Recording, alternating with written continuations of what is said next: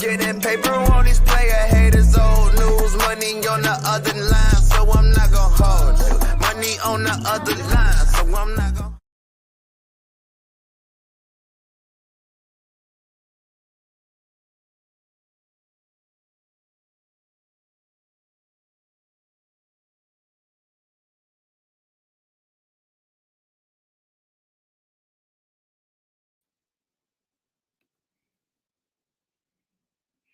Whole crew in here. And so pretty much, yeah, so let's get to it. I'm unmute. Hold on. I am not fucking mute. Am I good now? Am I good now? Yeah, you're good now. All right. You're good now. All right, yeah. My bad. This is live, but niggas was putting out muted there when I wasn't muted. But anyway. Oh, you was muted, nigga. You was muted. I didn't hear any goddamn mine did not say muted on here. But anyway, any fucking way, we are back. It is Monday, November 6th, 2023. This is your guy Scott. I'm not gonna hold you. You know to follow me on Twitter and Instagram at Barberchat Scott. Follow the Barberchat Network at BarberchatNet on Twitter and Instagram. Follow HMB Media, HMB Media TV. You will watch this right now on the HMB Media YouTube, the Barberchat YouTube, and whatever the shit they use on Twitter that plays the shit on this. We appreciate y'all for fucking with us today, man. We got the whole crew with me today. As y'all heard them in the background, I'll be bringing them on in 1 minute. The first hour, obviously, we're gonna bring that rundown up real quick because Dante said I'll be getting about the fucking rundown. So we got the first rundown here for the first hour. We're gonna be doing my sound off. Then we're gonna talk about Courtney's World Series experience because she's the only one who has any type of joy with their sports teams. Then we're going to talk about the top storylines from the football weekend, and of course the NBA in-season tournament first impressions about that. And in the second hour, if you subscribe to the Patreon, you get to see the Patreon hour. We're going to be talking about in the Patreon hour. We're going to break down everything with the Chicago Bears, another loss to the fucking New Orleans Saints. We're going to talk about Montez Sweat's new extension he got with the Bears, how he looked last night. We're going to preview Bears-Panthers since it is a short week. We're going to talk about that. We're going to talk about Tim Anderson leaving Chicago. And then it's not on the rundown because it happened earlier today. Craig Counsell, new manager of the Chicago Cubs. We'll get into that in the Patreon hour. But first for my sound off, man. My sound off today is basically some shit I said on the internet on Twitter yesterday, and I want to say a little heat. Well, I didn't say a little heat, but some people were upset when I said I hate Bears fans. I do, and let me clarify that I don't hate all Bears fans because I'm a Bears fan. I used to be a very emotional Bears fan. They have beaten that emotion out of me, like a majority of my fucking sports teams. One which, like the Chicago White Sox, I am currently not giving a shit about, and we will talk about that in the second hour. But I don't like how Chicago Bears fans, there's always something. Why do we always have to bitch about something? Yesterday, after Tyson Bagent put out one of the worst performances I've seen in a minute, 4 turnovers, could have had 5. We have all the pleas being copped after everybody was crowning this nigga for a fucking week. And now, all of a sudden, it's that we passed up on CJ Stroud. No, the fuck we did not. Let's not sit up here and act like Bryce Young wasn't the consensus #1 draft pick last year. Let's not sit up here and act like all y'all King Poles gift having niggas wasn't over here kissing Poles ass for bringing in DJ Moore and that #1 draft pick last year. So that's something that I feel like we just stopped bitching about things. There's already enough stuff to bitch about with this team. They didn't pass up on CJ Stroud. They made a decision, a smart decision that I still stand by the way.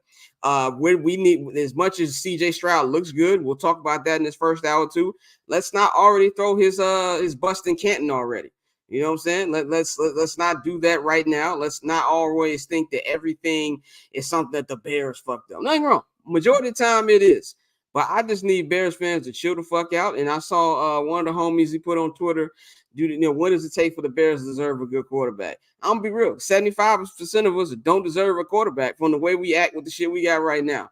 So that's why I wanted to clarify that. I do not hate all Bears fans. I hate a percentage of Bears fans. I like the Bears fans who are, I won't say logical, because really sports fans in general, we're not logical. We can be logical sometimes. But the ones who understand exactly what the fuck is going on. And of course, I fuck with everybody who listens to 79th and Hallis every week. All of y'all, whether it's positive or negative, I fuck with all y'all. But y'all who like to complain about shit every goddamn day, y'all the ones I'm talking about. So that is my sound off for the day. I'm gonna bring the rest of the squad in, man. This is the first time we've had everybody on here for a couple weeks. What's going on, y'all? How was y'all weekend? It's Good. okay. Yeah. It was okay. You full of shit. Yeah, it was okay. You full of shit. I mean, yeah, It it was was okay. all right. I don't know. Yeah, I mean, it was my birthday. Gosh, I something else happened. I can't. Okay. Yeah, we see the championship hat. We get it. We Oh, got it. Have your man. moment. You know, there you go. There you go. It feels good.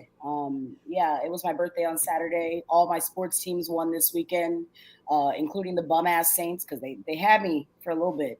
Which we told you in the group chat you had nothing to worry about. Correct. You're absolutely correct. No, it was a hell of a weekend for sure. I'm tired though. I'm definitely tired. You ain't got no voice. Yeah, we're struggling right now. Worth it though, because I was screaming at my TV since last week, and yeah, it's been rough.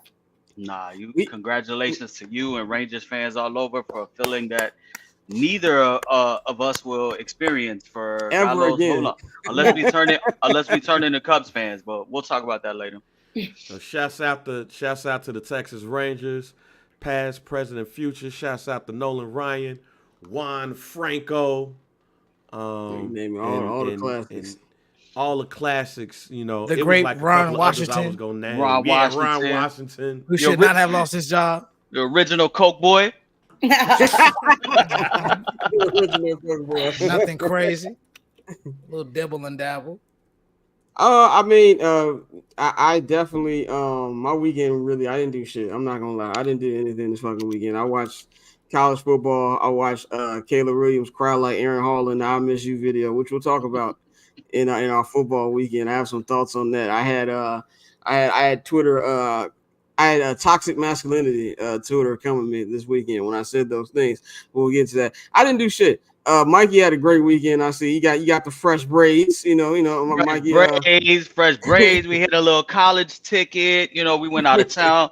Took my girl to Orlando. She was tired of watching. I had to reward her for sitting through 162 games of Major League Baseball on the living room TV plus playoffs. So we chilling, man. We here. I definitely don't agree with Scott's sound off, but we could get into that later, man. I think the Bears definitely passed on CJ Stroud 2020 and if hindsight, is 2020, I mean, they're showing us the type of quarterback they want in their system. They want somebody that can stay in the pocket, be decisive, go through his reads, and make plays in the pocket in the passing game. So if you knew that's what you were looking for, regardless, even if you had Justin Fields on the roster, if you knew that's what you were looking for, why would you pass on CJ Stroud? You were right there. So, I mean, we will definitely be. We'll get into it. Be on head to head on that in the second hour. I've got a lot. That's y'all preview. That's like the card preview. This is gonna be like Creed 3. We gonna Mikey in one ring, one side of the ring. We gonna talk about that. Bang, how was your weekend, bro?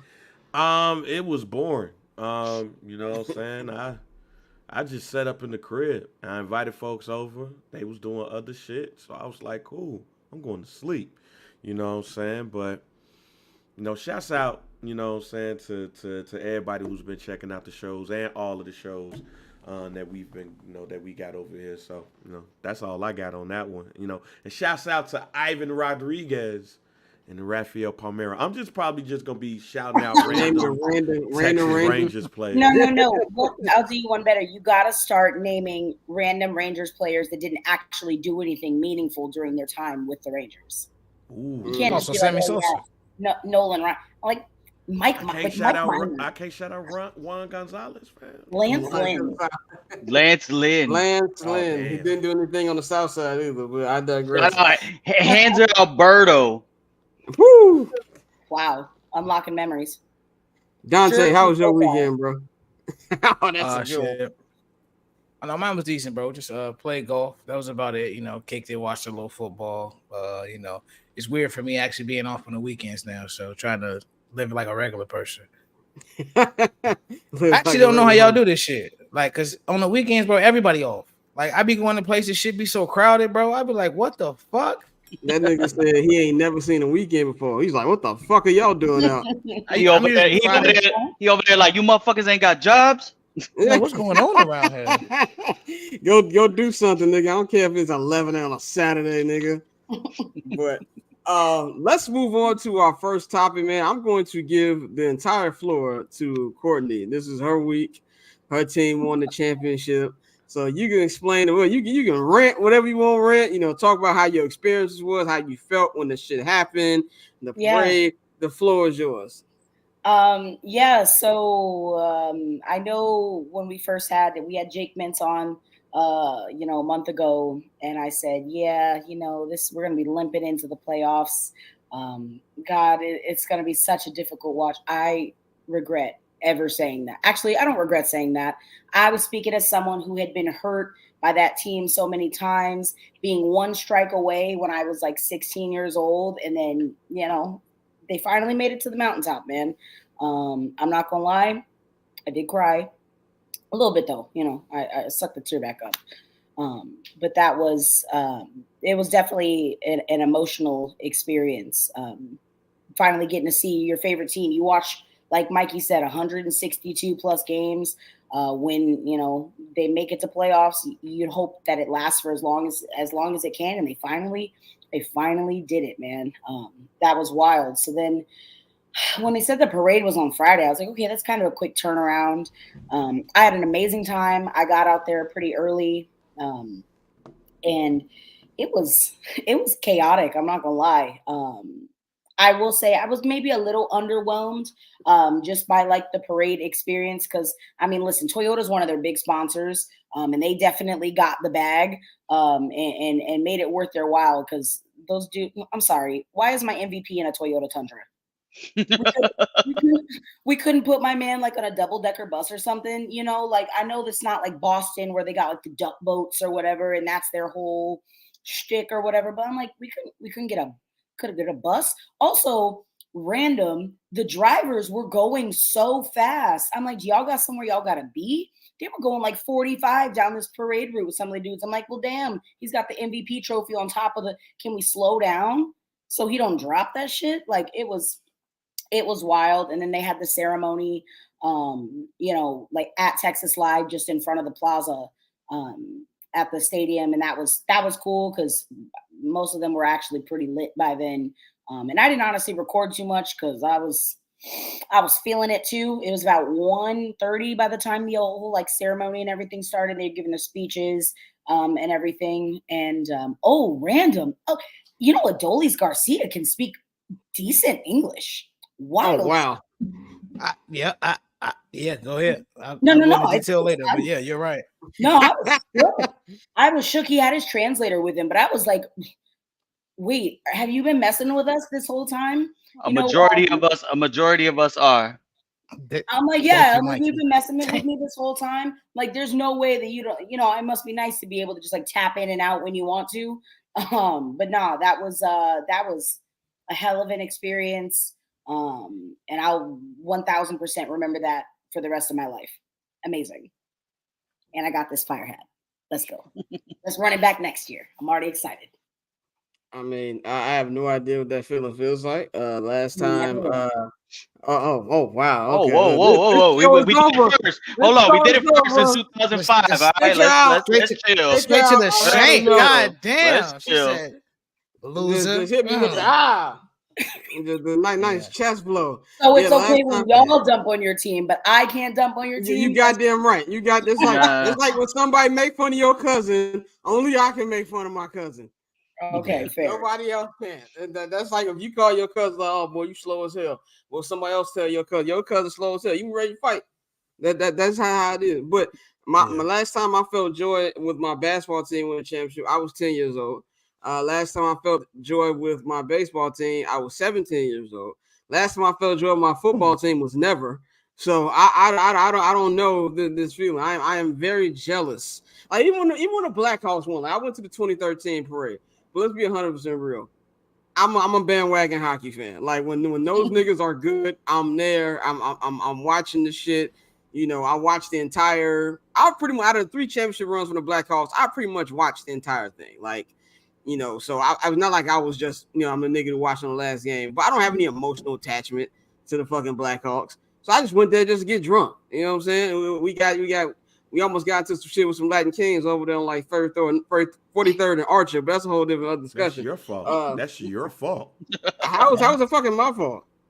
Why was you over there? Because I went to high school over there, nigga. I'm like, care? No. Nah, you gotta know better. You gotta know any major event in the city gonna bring the worst out. Puerto Rican parade. I'm gonna see the Latin Kings from that ain't been out in 15 years, but they're out for that weekend. You know where not to go when shit is popping. It was like a rookie mistake. The World Series last year, man. Those people were on one, and like you said, those kinds of celebrations.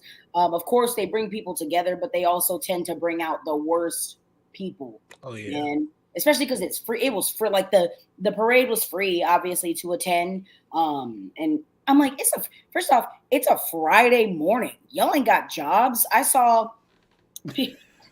Yeah, look, we got Courtney and Dante are gonna be joining the Ron DeSantis. Y'all niggas need to get jobs. I was so shook. I saw people already like waiting in line. Some people try to like camp out overnight. One of my buddies that I work with, he got there at like 6:30 in the morning. I'm like, listen, there is no noted Rangers fan. There is no one. Maybe like. Actually, that's a lie. There's nobody that I would sit up there and wake up that early to get out to Arlington, Texas to go see. I'm so sorry. Here's a question for if this parade that's never gonna happen in my life, but if and when the Bears do win the Super Bowl, how early would us four up here? How early would you wake up to go to the parade? I'm not gonna hold you. I'm not trying to be in the front. Like I'm there for the vibes. I'll be there with my people. Like we gonna link up, get smacked, and then go. Like we get there when we get there. Like, I'm not gonna be by the parade, but I'm gonna be somewhere drunk. Right. Yeah, I say you might catch me at a bar, like on a patio, watching people watching and shit. Yeah. And I say, and like to Courtney's point, I don't know what it is now, but like parade routes go fast as fuck. When the Braves, what rush were they in? Where are y'all going? It's a parade, not a sprint. Like I'm so. It was confused. crazy. When the Braves had their championship parade, when I tell you they flew through downtown Atlanta, G. Oh like, no, they were going like they trying to get to the they had a bomb strapped to the the police on the fucking motorcycles went slower than the actual parade. Like motherfuckers was trying to get the Cabo. Motherfuckers was trying to get the Cabo. No, they were trying to get to Cobb County. They was like, we got to get the fuck out of here. That shit was crazy. Yeah. I mean, hold on, one more. Go ahead. Hello, one more thing, real quick. And Mikey confirmed it, but like I learned this being in the stadium, being around ball players. Most of them speak English. They just pick and choose when they want to talk to us. Correct. Or to who they speak to. Exactly. Right. Like a lot of, but like the majority of them, they can very well. They can speak English very well. Tony can speak English, nigga. Listen, I know. Oh yeah. It's the same way Stevie Wonder can see. But okay, not too much on my cousin. It's all good. But I'm telling you, I know people on the Cubs who only do interviews in Spanish, and then they be out singing word for word every future. They be at the spot, at the barbershop talking English. They know everything. Trust me. Okay, but like I don't know Spanish, but like I be singing Bad Bunny. I don't know what he's saying. Oh no, they know. They know. Trust me. They know. Like I don't speak maybe more than like 5 words of Spanish, but absolutely I'm singing Titi Me Preguntó 100%. Every freaking word. What did Chris Tucker say? Rush Hour. I speak Blackanese. That's what I speak, nigga. What's called? But that's actually a Jeopardy question. A lot of people don't know. Stevie Wonder is actually my cousin. Like that is my blood cousin. Stevie Wonder. Oh, for real? He's my second cousin. Yeah. Y'all come my house. My mom will show y'all pictures. I'm dead ass. Can you get some record sign for me? Luckily, he can't see the Bears. Can you kidding Michael Jackson too? At my future wedding? I don't know who I'm marrying yet, but hey, you know how many times that's probably been asked in the history of my family? Yeah, he's my second cousin though. Like my mama got pictures all that shit. No, I'm not. Oh, it's just on the other side of you. Nah, it's on my mama's side of the family. I don't know about the Michael Jackson thing. Right. That's the Vice Lord side. This GD side we talking about. Yeah, exactly. My dad's side of the family. Yeah, that's well. Actually, my dad grew up around Mose, but you know we getting into real gang talk here. I'm not gonna hold you, but yeah, we grew up in the GD neighborhood. My pops was over there by the Stones and shit. My mama, all them lords, nigga. Like, you know, that's the whole Courtney. We giving you the breakdown of all the gangs in And Chicago. I Love thought you, the most family. important thing for me to know in Chicago was like, you know, the little. There's so many little neighborhoods. You know, they're like, gosh, you go one street over and you're like in a totally different neighborhood. People like, oh, Yeah, don't make sure you don't go over here. Make sure you don't go over there. I don't want to say specifically where people told me not to yeah. go. You go to a little village, you start seeing like Javi Baez jerseys. You're in the wrong area. Turn around. We have Get out a of we there. have a podcast episode of Even First Black Champ that's called UGD Yeah. because Yeah, exactly. I used, to UGD. get, I used to get asked that every time I go to Marquette Park, nigga. That light over there on 63rd, nigga. How many times niggas throw down the rakes? I'm like, dog, I'm just trying to go home, G. What you doing? But let's move on to our first topic of the episode of the night, man. Of the night. It's fucking afternoon now. It's fucking bright as hell. Anyway, the first topic of the day, top stories from the football weekend, man. Let's start with not even NFL, but college topic. So, real great game this weekend between USC and Washington. Actually, much better than I thought it was going to be. I definitely thought that they were going to get curb stomped. I think this is something that me and Mikey were talking about. Me and my brother was talking about. We saw that on the schedule. We was like, I don't know how that's going to go. Caleb Williams had a pretty good game. Probably the best I've seen him play in a couple weeks. Real back and forth game between the teams. Washington ended up winning. But the story of the whole game is pretty much the end of it with Caleb Williams crying. Now, my take on it is I don't care about crying in sports. I give you want to cry, whatever. Also, this dude, he's a fucking child. He'll be 22 this week. So I am way older than this nigga. So I get that. My whole thing is I would have preferred for his sake. So we cannot be having this conversation on this show. He just crying the fucking back. Just crying the fucking back. Or if it was one of those, and I'm probably nitpicking, one of those bench cries, we sitting there crying, you got the fucking towel on your head. You know what I'm saying? He was over there literally crying like he saw somebody get shot in front of him. And I just thought it was extra, covering his face like the niggas at a funeral. Oh, that's his mama trying to protect him. And that's fine. There's nothing wrong with that. I would like my mama do that to me too, but not in front of fucking cameras. Like I would do that shit in the back. But also, I'm not a crier. So I also have to put that into I've never been a crier in my entire fucking life. So I understand it's different people, but I'm gonna go with Courtney. What's your take on it? Are we making too much of this? I mean, yeah, people are kind of tweaking out about this. Again, I see the optics are kind of, wow, it feels like around the horn. Like it's one of the banned words, right? Is optics.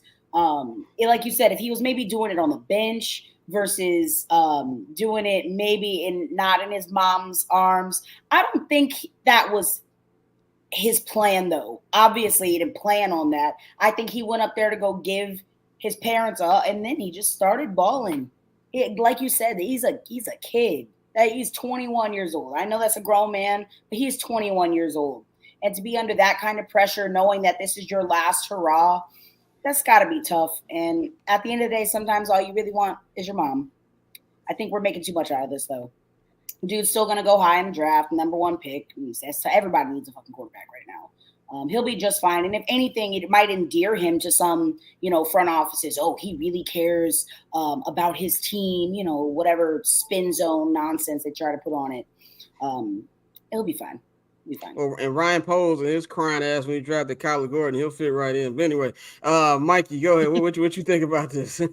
Yeah, man, I won't see that shit. Get that shit off the field. I mean, thank you. Come Toxic on, masculinity rules. Yeah, Come on, man. His ass was crying last week, and he cried against Utah, and then he was sulking the other time. Like, get the fuck out of here with that shit. I mean, I get it. Yeah, Courtney, you're right. He probably got to his mom, and the emotions overcame. I mean, he probably saw her, and she was probably crying because basically, they're done. If they weren't done after last week, after losing to Utah, they're 100% done in any meaningful, playoff bowl game. Their ass is going to be playing in the Sun Chip Bowl. He's probably going to opt out. So it is what it is. But I don't want to see that shit. Like I'm good off that, man. He's showing me enough shit that I'm.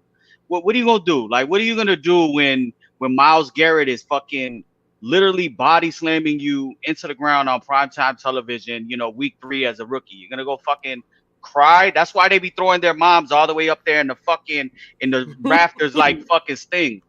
We he said can't- that like we didn't watch no Sean Moreno quite literally saw the biggest No, tears I've he ever was crying seen in my life. that he was crying because that freedom was hitting him. That freedom, that red, white, and blue, that bald eagle. That Proud nigga to got be hit. an American.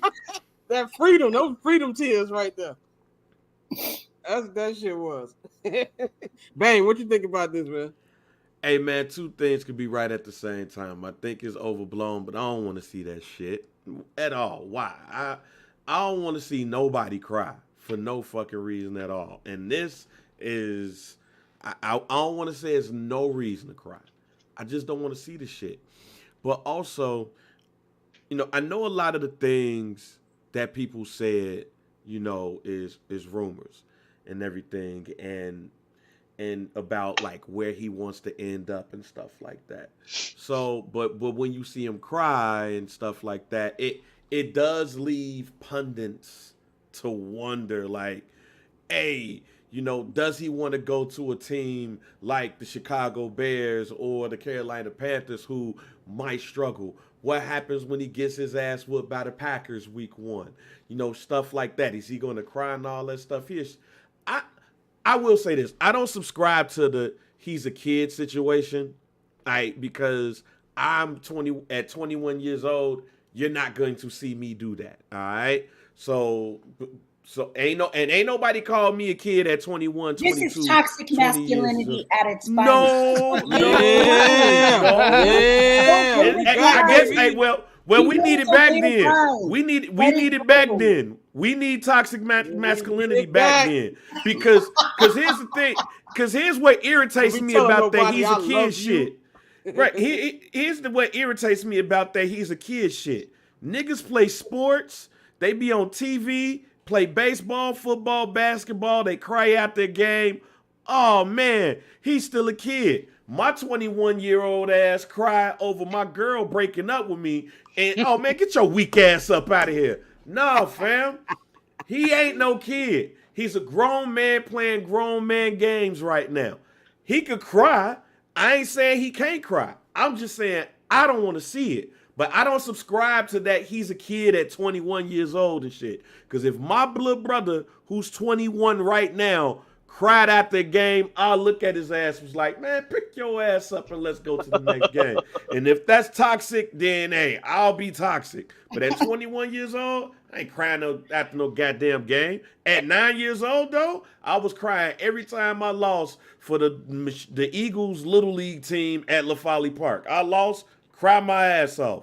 At 21, nah, man, he get too much pussy to be crying after a football game. We want to be toxic, we'll be toxic. Hey, hold on.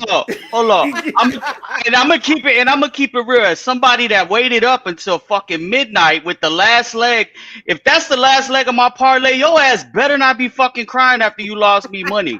Take your ass to the locker room. Nigga, I should be crying, nigga. You know what I'm saying? You know what I'm saying? My girl she ain't never getting her toes done after this weekend. Don't take that shit to the locker room, man. Y'all are wild. I just want to say, look, before we get Dante, I did not grow up in a household where I was told don't cry. I just have always subscribed to the belief, never let them see you sweat. There's nothing wrong with having emotions. You know what I'm saying? Like, only time, like this, I'm gonna give you a prime example of when I felt tears coming in public and I left.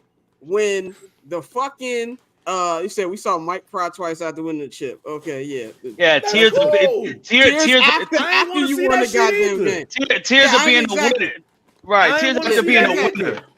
Tears of being. You want to see me when I get a fucking $1 million, I'll cry. But anyway, this is a time where I felt tear ducts forming in public. When in the Super Bowl 41, when motherfucking Rex Grossman got intercepted by Kelvin Hayden. I was at a Super Bowl party. I felt it coming. I got up and I walked in fucking 5-degree weather to my fucking parents' house, and then I went in that room and I cried like a bitch because I wasn't finna have nobody in that room looking at me crying over a goddamn football game. That's all I'm saying about that shit. But Dante, what you think about? What you say, Courtney? No. I have a question for y'all, real quick. Yeah. Would you cry if the Bears won the Super Bowl? Yes or no? Like no. With fucking Justin bitch. Fields. No, Like a no, fucking bitch. no. I would cry like a hoe. I would. no. I would I'd be cry like a drunk. hoe. I'll be I'm too smacked. drunk to I'll be cry. smacked. I'll be off talk of about 8 crying. ball. I'll be off of 8 ball. Right. Pass me the line of cocaine, Look, fam. We going to town. I feel like we bringing up extreme situations. If they had just won the national championship, you can drop down like Aaron Hall all you want. Like I just don't want to see that after you lose in this game, and it's not even about the cry. It's the way the nigga cried. The nigga I'll say this before you go, Dante. I'll say this. I blame the cameraman in whatever channel it was on. That was the director back there telling that camera, you stay on that shot. I'm not going to specifically just, he crying? Camera one, take now. Like, I'm not gonna do that. I'm gonna let him have his moment. That's what I don't like about it, putting the camera on the kid, on the grown man when he's crying about some shit. But no, I don't subscribe to that. He's just a kid shit, nigga.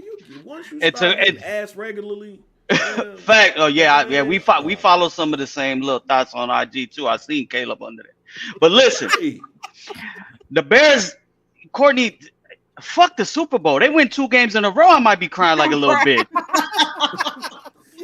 Y'all are down that bad. The Panthers and the Lions, niggas gonna be looking like. That's what's going on. But Dante, what you think, man? No, just 2 things real quick. Like, one, I don't agree with the he's a kid thing. And 2, my only issue was the fucking Lambo leap into the stands to cry. Like that was the only problem I had with it. Everything else was cool. It's like, again, you a competitor, you lost, you passionate about it. I get that, bro. Throw the towel in your head, cry. Shit, put the towel off your head. Let them see you cry. But to jump into the stands like that was dramatic as fuck. And it was like, all right, bro, this is like, because he knew the camera was following him at that point. Yeah. It's like, all right, let me give him something. He hopped his ass up there. So that was the only thing I didn't like. You could also spin his PR people, the spin. It's definitely spinnable. He really cares about his career and the success. Courtney bring up a great point because he was getting shitted on the last couple of weeks about him being a prima donna too. So he bring up a good point. I fully believe, like Bane, like we always say, everything is a rollout. Everything is a work. So you bring up a very solid point. He started shaking his shoulder pads and shit, like so you know he was crying. I'm like, all right, bro. Let's not even mention the press conference when my nigga was like, "Yo, I'm about to go cuddle with my dog." Oh, y'all saw that Netflix ass ad. I saw that Netflix ass ad, nigga. That nigga better not have no. He getting that NIL bread. That was right there, the promo. That nigga better not be on hold no Shih Tzu or some shit like that. He probably got an NIL deal with Chewy.com or some shit. Like he's a kid, but he about to go cuddle with his dog and look at movies and shit for the rest of the night. And go watch Love Is Blind season 5. Hey man, nah, G, nah. I'll close this part up with this. If you gonna be playing on Lakeshore Drive, brother, you're gonna be doing a lot of crying, and not only gonna be crying, you're not gonna be crying in this glorious smog-filled Los Angeles, California air that just smells like victory. No, you're gonna be crying in frozen fucking tundra.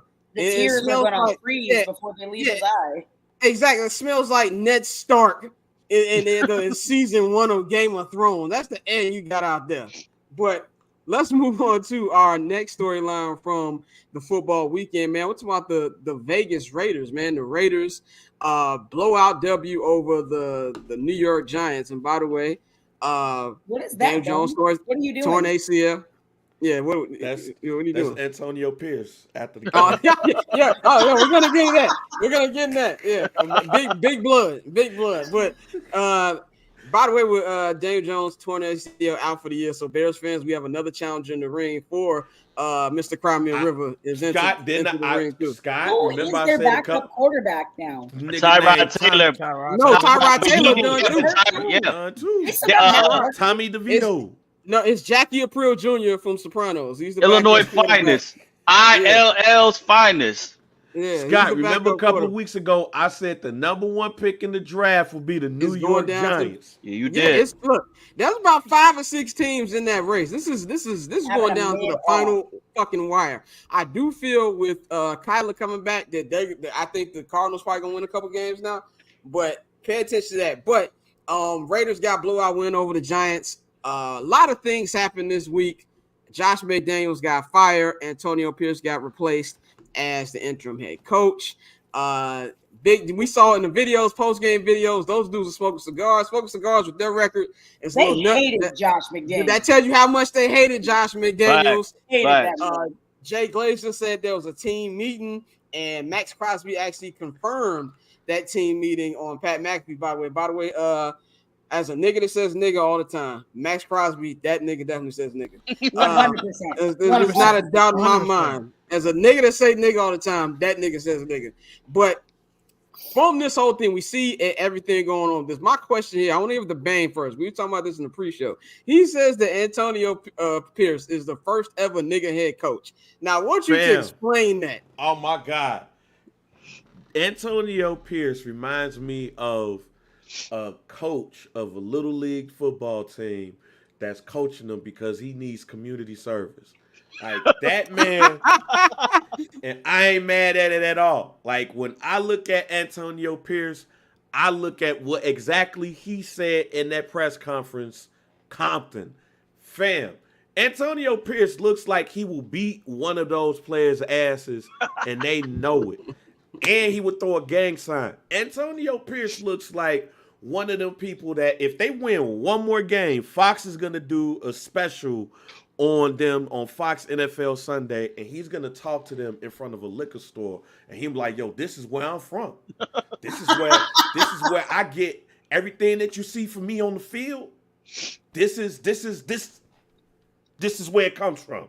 And you're going to see like 3 of his old ass niggas that he played little league football with that are Pyru. Like, yeah, we always knew we had it up. He had it up in him, cuz.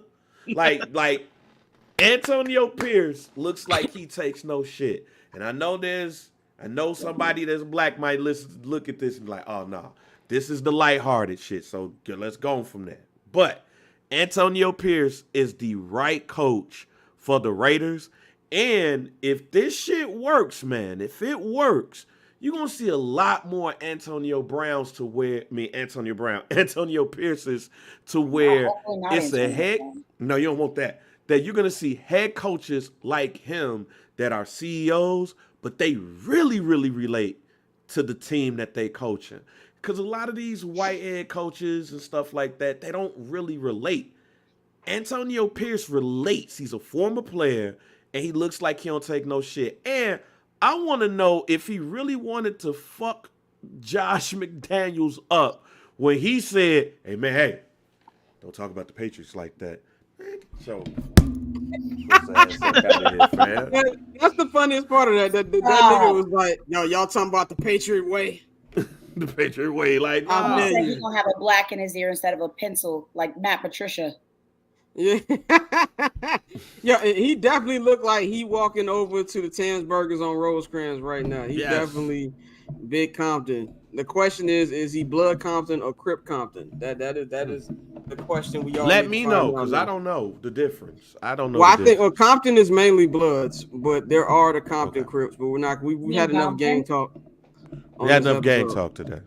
Yeah. We do not condone gang violence. We do not condone gang violence on the Barbershop Network. Mikey, what you think about everything going on with the Raiders? I mean, you know what's crazy is like the week before when we had beat the Raiders, I had saw Antonio Pierce on the sideline, and I was like, who the fuck is this motherfucker? Because his face looks so familiar, and I'm like, who is he? I was like, I know him. Very next fucking couple days, next week later, you see him as the head coach. So I think it's clear that they hated Josh McDaniels. It's another coach that has failed from the Bill Belichick tree as a head coach. I think they made a mistake last year letting go of Rich Bisaccia. So prior to them hiring McDaniels, they let their special teams coordinator take over, and they had won some games under him, and they were playing hard for him. And then they went ahead and they decided to hire Josh McDaniels. So I think maybe Davis ends up, if they could string along some wins, I think maybe Davis thinks about keeping him, especially considering the fact he's still paying Gruden. He probably doesn't want to pay another coach in McDaniels and hire a big name like Harbaugh. So I think $85 million. They said $85 million and all that. Yeah, so I think he maybe, as long as gangbanger folks can keep his head on right and they can win some games, I think he good. You saw how he said Raiders. He said that the strength of every old nigga be waiting outside of Roscoe's. He's like Raiders. Like it be them Right. niggas who like there's a special kind of old LA nigga who still think Magic Johnson's the best player in the history of the NBA. And like he summoned the strength of all of them when he did that Raider call in the fucking locker room. I look at it like this, man. I think I like that he got a chance to coach this. Like you said, Bang, he's kind of like a CEO, but a player's coach because he used to play that. And also he looked like one of your old big homies. You know what I'm saying? He looked like Your uncle. he your uncle. He your hood uncle. Like he old enough to give you game, but he young enough too where y'all can listen to the same music. You know what I'm saying? Like that's probably the relatable thing that he has. And if we also look at the culture of the Raiders, he gives off a Raider in person. Like he looked like he grew up watching the Raiders. And he probably did. They put out like a promo video on the Raiders Twitter before the game. He was like, yeah, growing out Compton. You know, we was outside listening to NWA. You know, so he had every type of say outside again. Outside. That's how they said. That's how I'm they said. outside, cuz. I'm outside with the toaster, cuz. Yeah, outside with the blammer, cut. Like you know how Chicago niggas so Chicago niggas don't pronounce R. LA niggas pronounce the R like a motherfucker. Yeah, we going to the car. Like that. That's how they talk. With Chicago, we be like, yeah, we going to the car. Like that's the difference. I've been out here not long enough to pick up on the accent, but he looks like he's fresh out, and I think that relatability will help in the locker room. Like for the first time in weeks, we saw Davante Adams smile. It looked like the culture was actually built. Now, whether or not this translates to wins on the field, that's a different thing. Courtney, what's your take on the whole situation with the Raiders? Honestly, I don't really have one. The Raiders really don't live like in my mind like that. I do agree with everything that Bang said, though, that like honestly, it's the best possible cultural fit for the Raiders. Like, think of what we know about the Raiders brand and their fan base. It could not be a more perfect fit. I hope he's successful. They really, really did not fuck with Josh McDaniels, though, because you know how sorry, that World Series really took my voice out, guys. Okay, we get it. You're happy. No. But I'm just saying, like, the fact that he was able to go in there, and you're doing that after a win over the Giants. Yeah, they couldn't stand that man. Thrilled for Antonio Pierce, though, and I'm curious to see how the rest of the season plays out for him. Maybe Davante Adams will get off the ledge now. Dante, what's your take on this as we move on?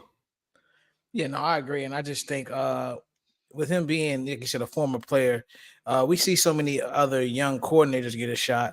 For him as a former player to get a shot, I wonder if it could be kind of like with Craig Counsell in Major League Baseball. And you see these young players starting to get a shot to actually run the whole show because they've been in that environment and they've done, some obviously, have shown different leadership skills. And Pierce was a leader when he was on that Giants team. So I think it's dope for the Raiders, dope for their culture. I don't think it'll lead to too many wins this year, but hopefully he gets a shot. Like you said, like Mikey said, we saw them have an interim coach, he do well, and then they get rid of him and they start back over from scratch and they end up fucking it all up again. So, like I said, it's dope for them, and I think he'll do well. I do got a question, and Scott, I'll direct this to you. Let's just say, for instance, he is successful. You got a coach like him who really identifies with being a player. The players respect him. Former player, very aggressive, it seems like to me. And then you got somebody like Dan Campbell with the Lions, who is basically like the white version. He's a frat boy version. Yeah, he's the frat boy version. Like, do you think, in your opinion, do you think that if more coaches like him are successful, we're going to start seeing more people gravitate to those folks instead of trying to find the quickest offensive coordinator to try to take over your team? It could, but we also got to keep this in fact that the Raiders like that kind of shit. I don't know if McCaskey's want a nigga like that pulling up. I ain't talking about the Bears. Fuck them. I'm saying in general, like with the McCaskeys or the Maras. That was fucking 40 years ago, and he was like, that was a long time ago. Like the Maras with like the Giants or some shit like that. I feel like you will start to have more player coaches for sure. I just don't know if those player coaches will be black. So I feel like that's they like gotta be black. a double edge to it. Oh, you just saying in I general. mean, they gotta be black. Oh yeah, because I mean, Jeff Saturday. You definitely it didn't work with Jeff Saturday. Yeah, Jeff Saturday too nice too. Like Dan Campbell look like he a nice dude, but he'll also like put you in a fucking headlock. Like Jeff Saturday look like, you know, he come to you and tell you about like, you know, my daughter, I don't want her to be doing this and shit like that. Like, you know, it's a whole different thing. But Courtney has to bounce, so we're gonna get you up out of here. Glad to have you back on. It's been a minute. Happy to be here. Yeah, sorry guys, it's getting a little crazy with all the sports, but now I get other sports. I'm gonna start watching basketball again. Like I said, we're gonna work on that. Before I go, and I won't have a chance to say it. Josh Allen, count your fucking days, buddy. Count your days. I'm just count your days. I really don't know what it is, but it's something about that Buffalo pack. It just hits different. And I'm just so glad that they lost last night. I'm glad Joe Burrow's back. I'm glad the Rangers won the World Series. Roll Tide. I feel like the joy is just it's overwhelming. That shit hits. That shit. I'm sure that shit hits harder when you a Jets fan. I'm sure that shit hits harder when you a Jets fan. And that's perfect way to wrap Speaking that of up. the Jets, they're gonna get this dub tonight. Okay. Yeah. Courtney, yeah, you got the Jets tonight. I got the Jets tonight. Absolutely. I think Zach Wilson will be serviceable, and big game from Breece Hall, and that Jets defense is they're gonna hold it down. So I got the Jets too, just because I know the Chargers are stupid. That's just really what they are. The Chargers are dumb. I just saw Brandon Staley pull up, and he had he had the bags, and I'm like, they need to leave you at the fucking leave him in LaGuardia. But Courtney, we will holler at you on Friday. Cheers, see you guys then. Peace out. Yep. Sure. Let's go to our next topic on the NFL storylines, man. We're gonna talk about Mr. CJ Stroud. CJ Stroud, man, had an amazing game. He set the rookie record for most passing yards. He had 5 touchdowns and had a game-winning drive towards the end, man. Don't want to do too much with this, but on my favorite Stephen A. voice, I don't want to overreact too much, but I'm gonna overreact anyway. This is a phenomenal game for me. Like this is as somebody who I watched them. My brother watched them more closely than me because my brother treats former Ohio State players like they're his children. So he gets like a little more happiness from it. To me, he looks better than he did in college. Like with CJ and when he was in college, it was kind of like hit and miss. Like some days he was great, some days he looked crazy. He's looked great since he had like a rough patch. I think probably like the last 2 games. He bounced back from that. And he's not really throwing to anybody. Like no disrespect to these guys he's throwing to, but they look actually worse. Yeah, they look worse than the Bears wide receiving core last year because Darnell Mooney better than all them niggas. The folks he was throwing to in college is way better than what he's throwing to right now.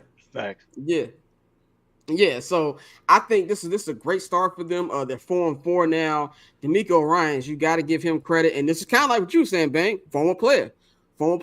Who's coming in. That locker room feels good, especially off how that locker room is after Freaky Sean left. That was a wild situation. Now they're coming in, you got a man who actually knows the word no and knows how to actually bring that into the locker room like a CJ Stroud.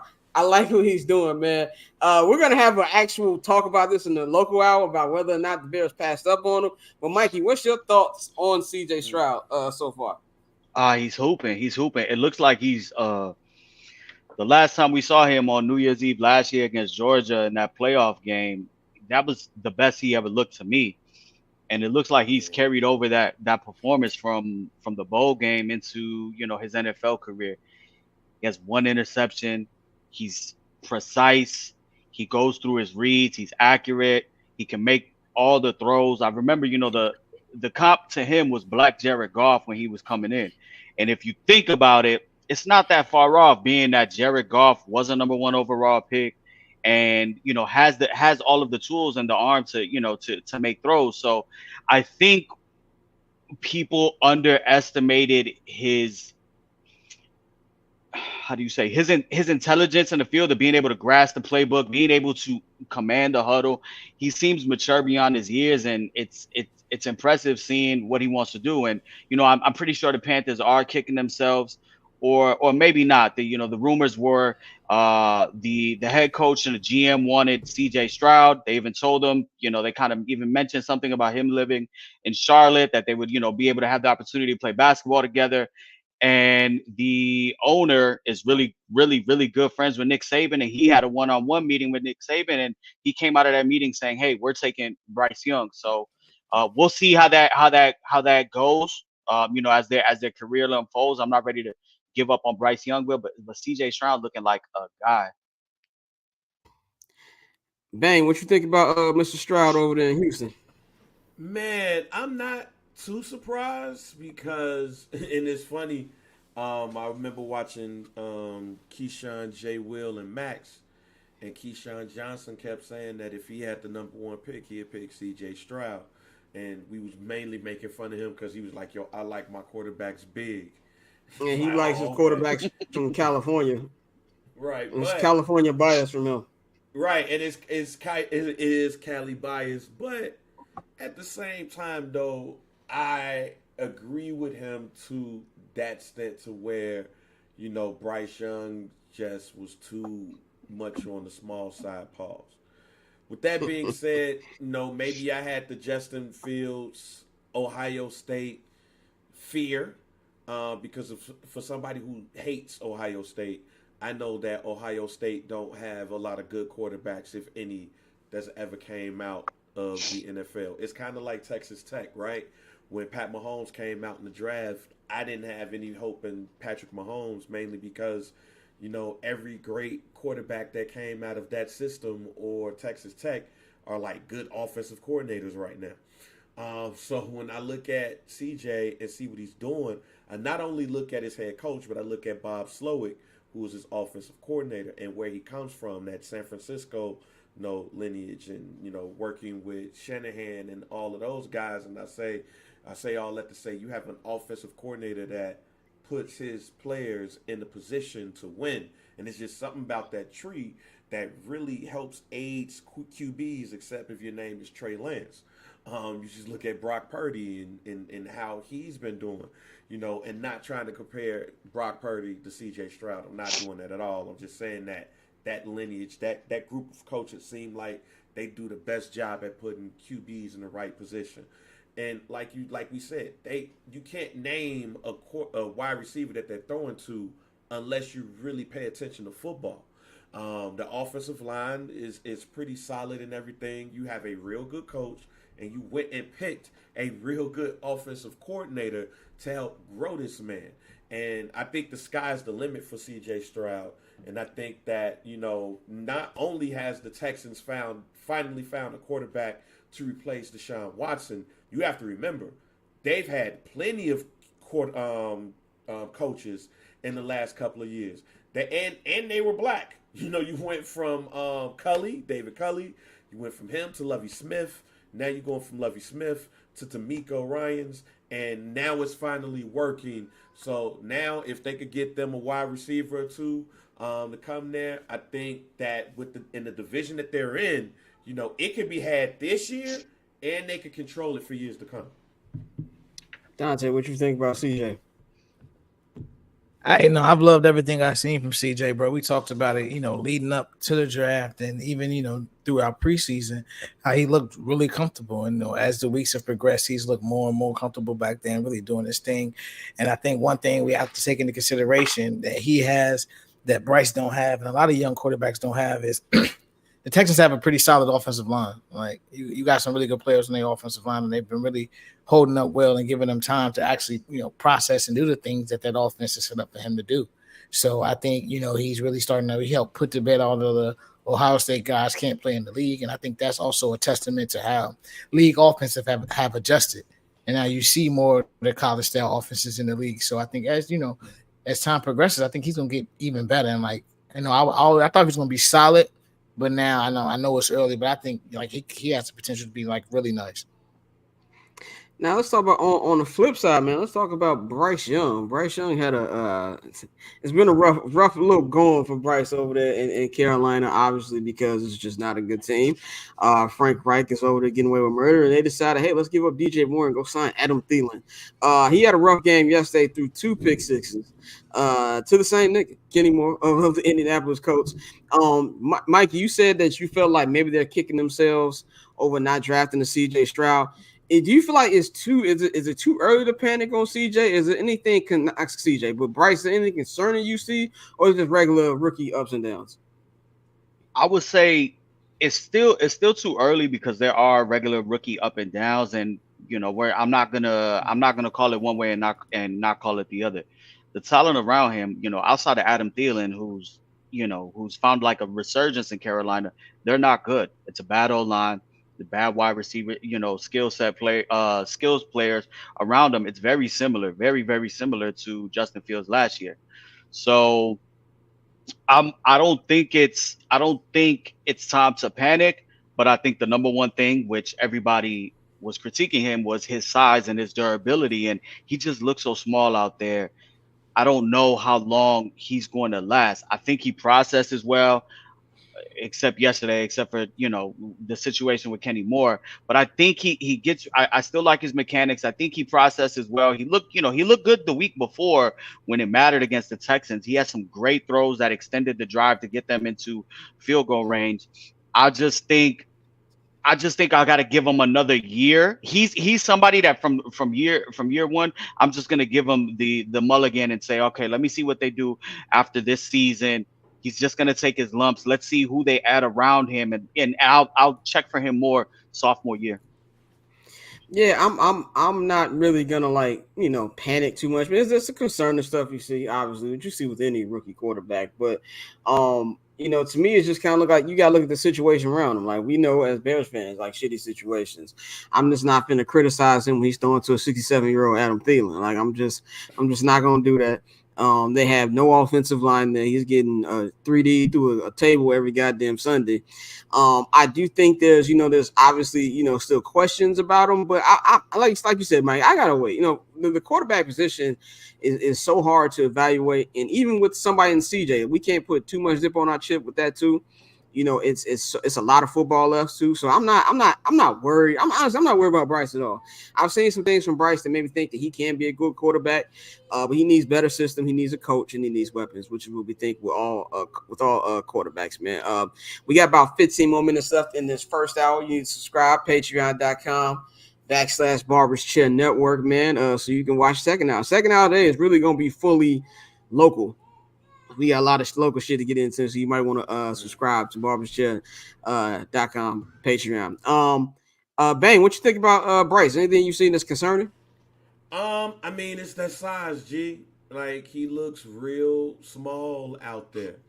If he was 6'1", I would not be concerned at all. So and that's not just about him, right? Let's look at the coaches that he has around him.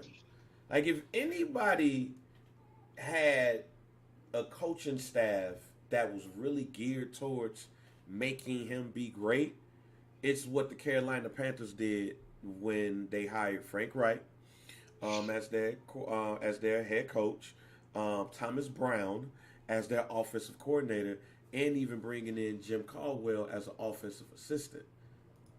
They have all of the people around them to help this dude grow.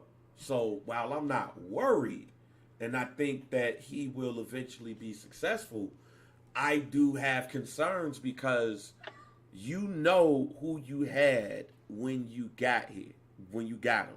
And he's not going to be your prototypical pocket QB because he's better suited to get outside, away from being in the pocket, to be able to see and be able to do these things. And I know a lot of people's like, oh, well, he did it in college. Well, look, fam, when you get around these, since everybody's kids at certain ages, right? When you get around these grown-ass men in the pros, it's totally different.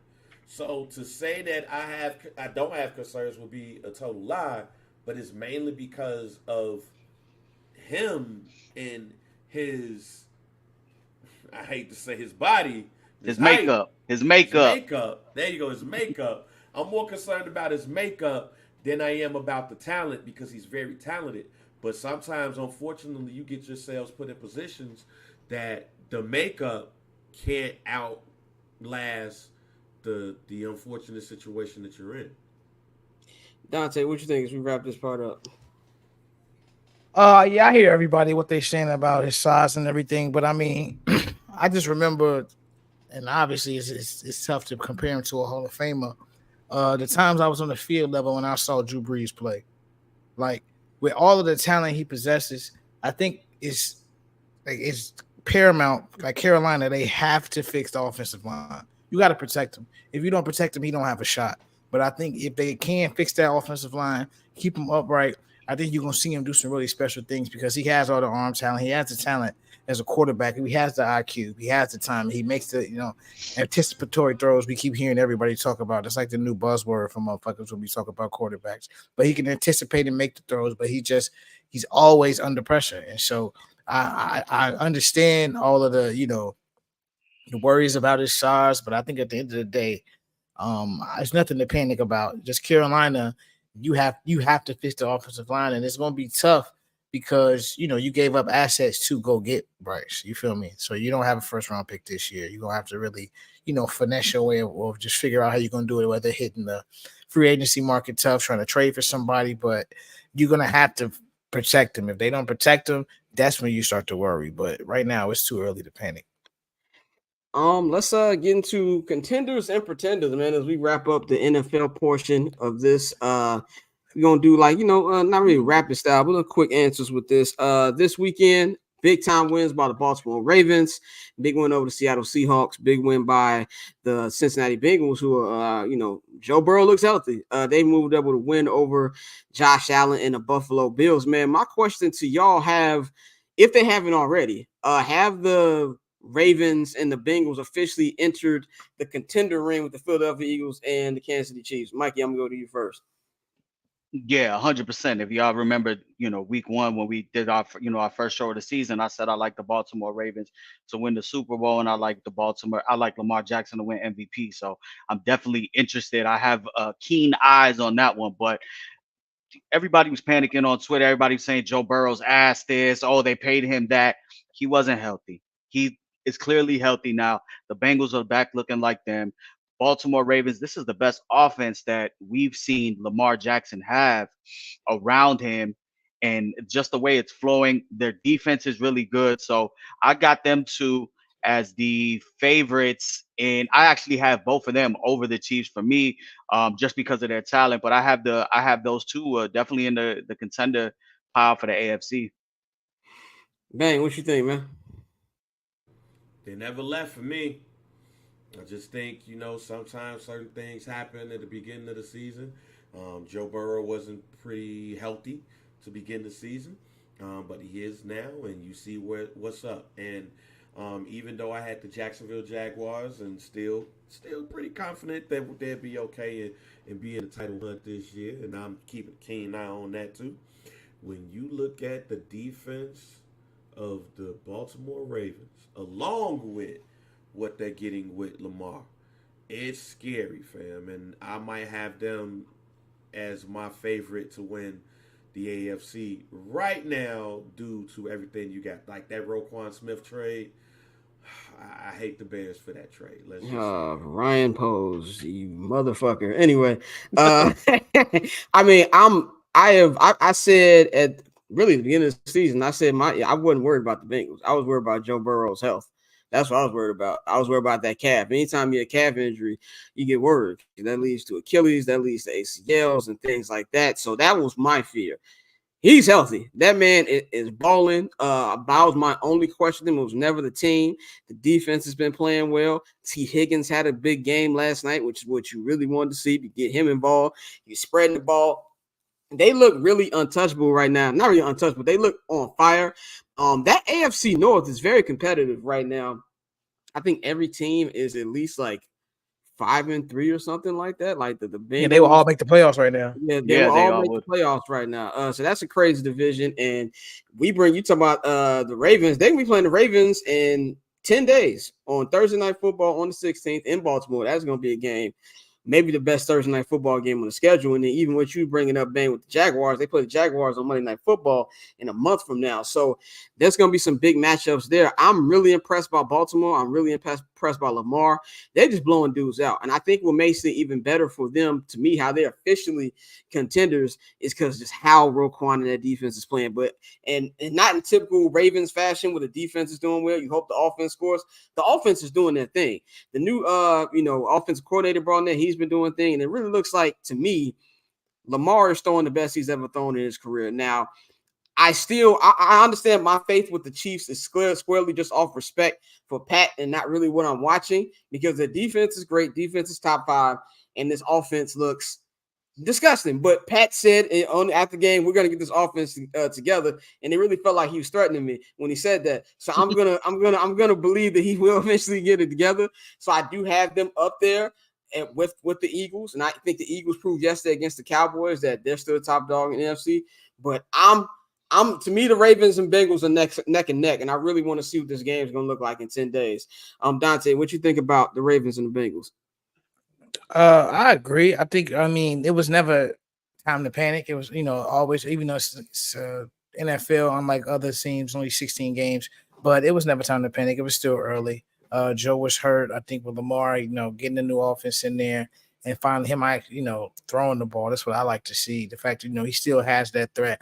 But you've seen them build an offense where Lamar doesn't have to do all of that. He could go out there and just play quarterback, old school way and really do his thing. What he did at Louisville. People always act like it's just was so far-fetched to think that he could, get out there and throw the ball. But that's what he did at Louisville, along with the amazing running play. So I think, like Mikey said, we both picked him to go to the Super Bowl, win the Super Bowl.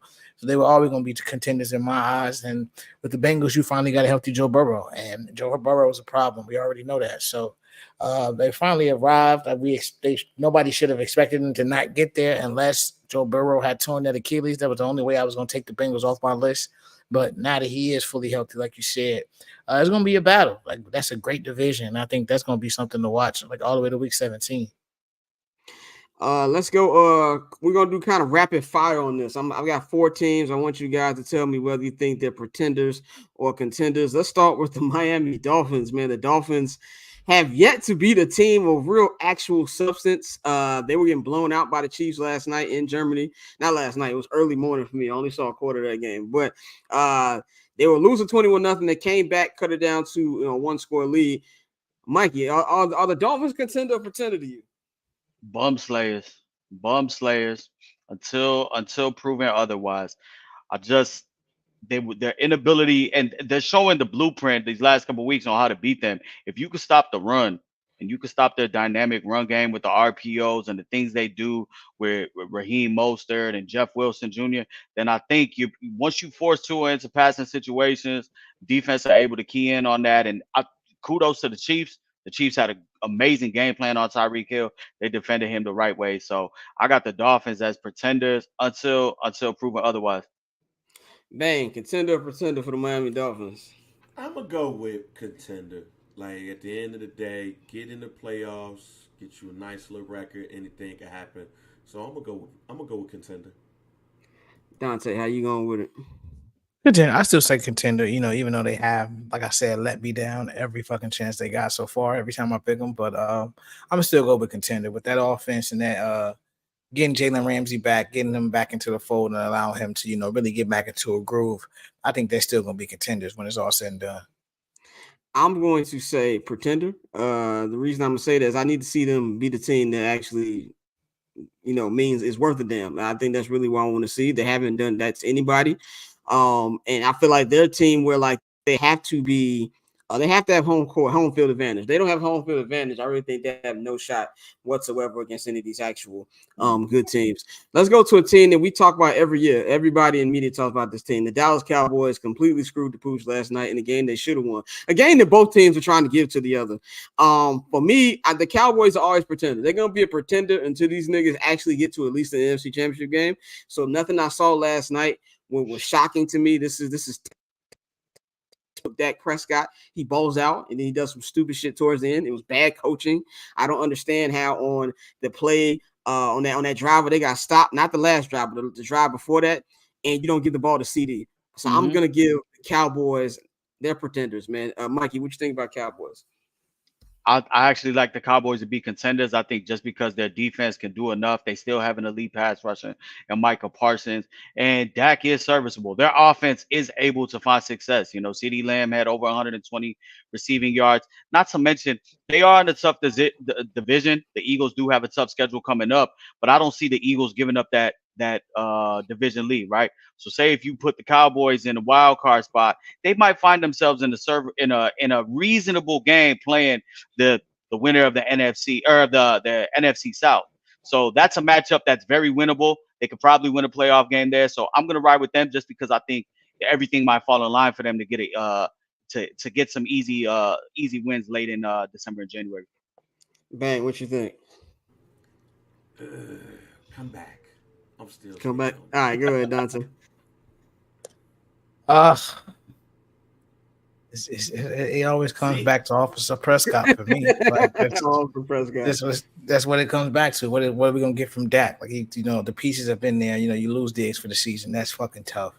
But this is a team that at the end of the year they're gonna be there. And like you said, it's an extremely talented ball club. So I'm gonna say contender. I'm gonna say they are contenders. Even in that division, we know Philly is gonna probably beat them again, but I'm gonna go contender. I'm gonna say contender. I guess I'll go contender. I guess. I mean, it's just one of those teams that's good, but is one of those years that maybe can become a Super Bowl, not a title, but at least a berth, and we'll see what happens from that. So I guess I'll go contender, and I don't want Mike to kill me. Final one, Buffalo Bills, contender or pretender? This one to me is the toughest one because I am a Josh Allen guy, but I'm off the bandwagon. I'm off the Bills bandwagon. I'm not off the Josh Allen. I'm off the Bengals bandwagon. At this point, this nigga has 10 interceptions already. Like he's gonna finish with probably over at least 15 at the bare minimum. He gets a pick a game. There's times in the game where when him and Steph are on, it's very hard to find a 1-2 combo that's better than them two. I'm gonna have them as officially a pretender. I have nothing to say about them because they have not come up to the plate every time that they've had an opportunity to. So I'm gonna name them pretenders. Mikey, who you got? Yeah. Pretenders. We said it from week one. We thought they were going to be the team that would be on notice at the end of this year. Losing Tremaine Edmonds, then they lost Matt Milano when they played overseas. That's the heart and soul of their defense. Their defense is giving it up. The offense isn't really clicking. Outside of Stephon Diggs, they don't have a number two. They just recently started incorporating the rookie Dalton Kincaid. So it seems like there's some building there, but Gabe Davis is absolutely a zero out there. So I got them as pretenders because at the end of the day, we know Josh Allen is always liable to do some goofy shit when it matters. Josh Allen is not playing up to par. You kind of realize that Brian Daboll was probably more essential to that team than even we thought because the transition from him going to the Giants to what's been going on the offensive side, I mean, it is what it is on there. They still really haven't embraced running the ball. I think they should have taken advantage of some of these trades that's desperately been needed for them on the running back side. I mean, I think it has been some people that's available, but they think James Cook is the answer. I don't know. And Colin Cowherd had said something today that I saw that I think that I don't necessarily agree with him a lot, but I think he got a point. Sometimes head coaches got caps. And you look at McDermott, and you look at what McDermott has done, especially without Daboll right now. And it looks like shit compared to what they could be. So I'm going to call them pretenders. Plus, they cost me $10,000. So well, there you go. It should be fucking whoever. Dante, what you got? No, I'm agree. Pretenders for every reason everybody else just named. I think this is a team that, they may have to take a step back to finally take that step forward. That's something they're gonna have to sit there and figure out in-house, but it may be, like you said, time for a new voice. But I think they're starting to hit that wall in terms of what they can be. I still think Josh Allen is talented as fuck, but the turnovers are an issue. And at the end of the day, what we all know, what we've all seen is it's extremely hard to win football games when you're turning the ball over. So until they get that fixed, I got to go Pretender. Quick 3 minutes on this, man. NBA in-season tournament was this first day was on Friday.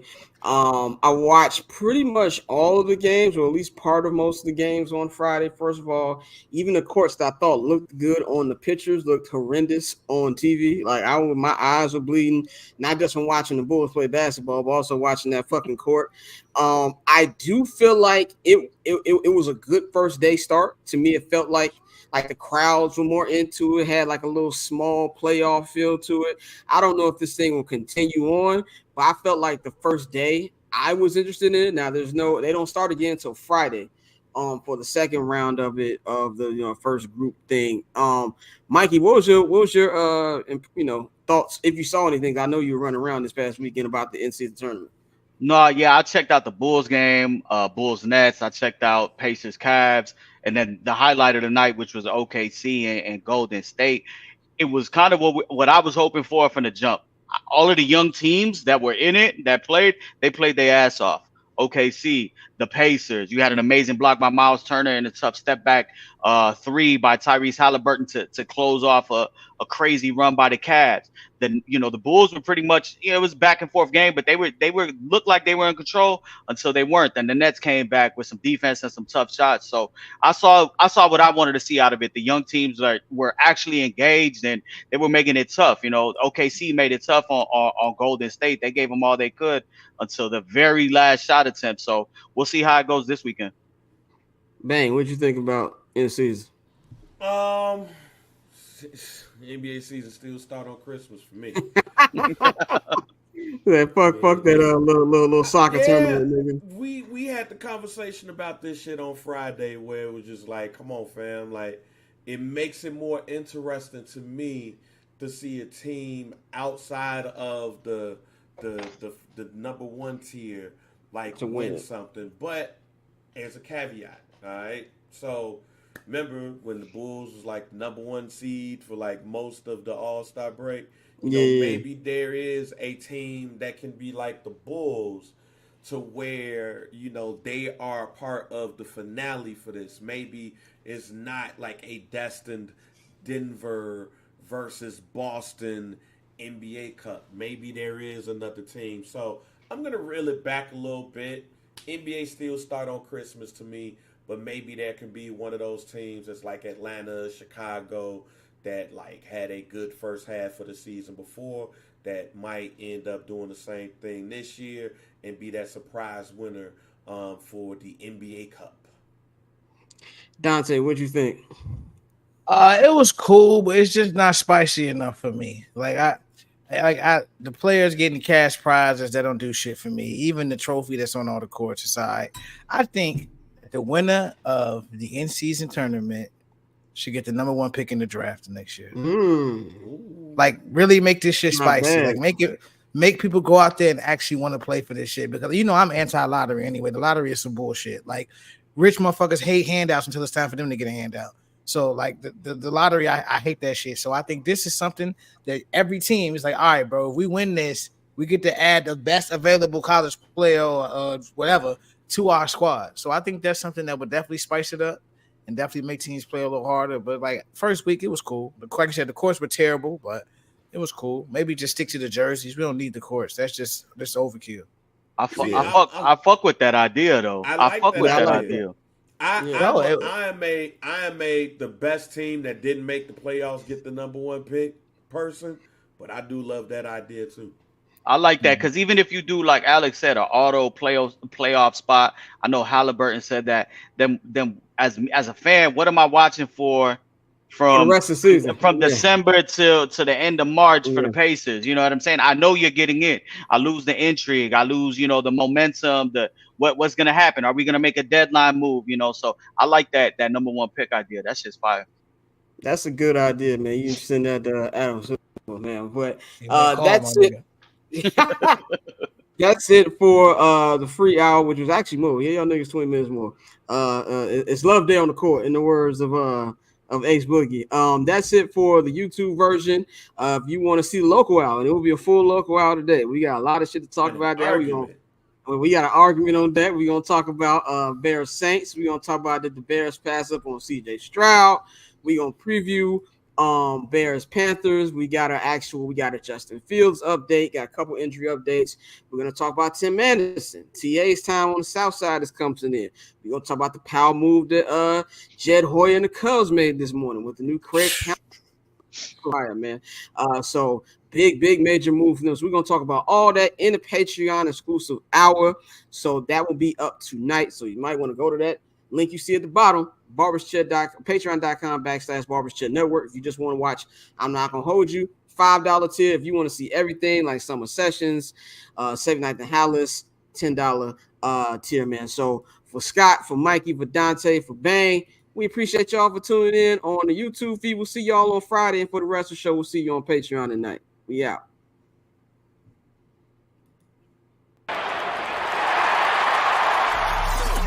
Getting paper on these player haters, old news, money on the other line, so I'm not gonna hold you. Money on the other line, so I'm not gonna